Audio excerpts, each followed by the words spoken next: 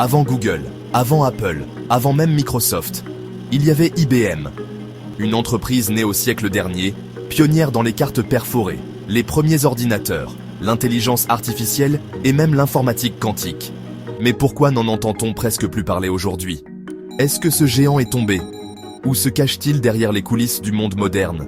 Voici l'histoire captivante d'IBM, l'un des piliers invisibles de notre monde numérique.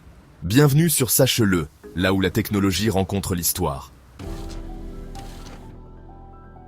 En 1911, la naissance de CTR, Computing Tabulating Recording Company, un conglomérat de sociétés de balance, poinçonneuses et machines de chronométrage. En 1924, CTR devient IBM sous la direction de Thomas G. Watson Sr. IBM développe des machines pour les recensements, les assurances, les chemins de fer, une révolution industrielle silencieuse. Watson instaure une culture d'entreprise stricte, discipline, uniforme, fierté d'appartenance. Durant la Seconde Guerre mondiale, IBM joue un rôle crucial en fournissant aux Alliés des technologies de traitement de données. Les machines électromécaniques permettent une logistique militaire avancée. Ironie historique. Des technologies similaires seront utilisées par l'Allemagne nazie pour les registres ethniques, un sujet controversé. Les années 1950 et 60 voient donc l'avènement des ordinateurs centraux, les mainframes. IBM lance le système 360 en 1964, une révolution.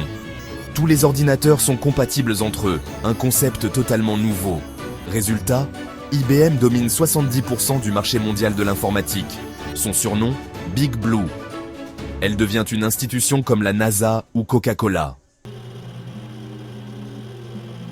Chapitre 4. L'âge du PC et l'erreur stratégique. En 1981, IBM lance le premier ordinateur personnel, le PC, avec MS-DOS de Microsoft. Mais IBM n'impose pas son logiciel, laissant Microsoft libre de vendre à d'autres. Cette erreur propulse Microsoft et fait perdre à IBM sa domination sur le grand public. Chapitre 5. La désintégration maîtrisée.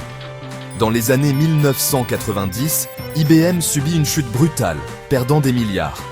Elle se réinvente sous Lou Gerstner, fin de l'ère du matériel, passage aux services et aux logiciels. En 2005, elle vend sa division PC à Lenovo. Puis, elle mise sur le cloud, l'intelligence artificielle avec Watson, les services d'entreprise et même l'informatique quantique.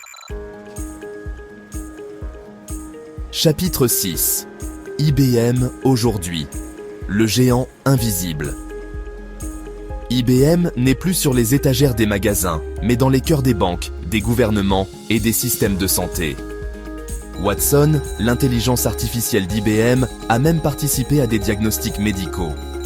En 2021, IBM lance le spin-off Kyndryl pour séparer ses services IT classiques.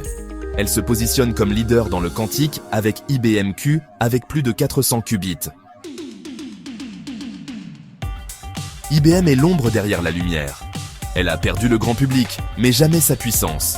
Elle est partout, mais invisible. Elle n'est pas morte, elle a muté.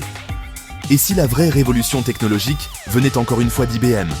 Si cette histoire vous a passionné, abonnez-vous à notre chaîne Sache-le, activez la cloche et laissez-nous en commentaire. IBM est-elle toujours la reine du jeu d'échecs technologique?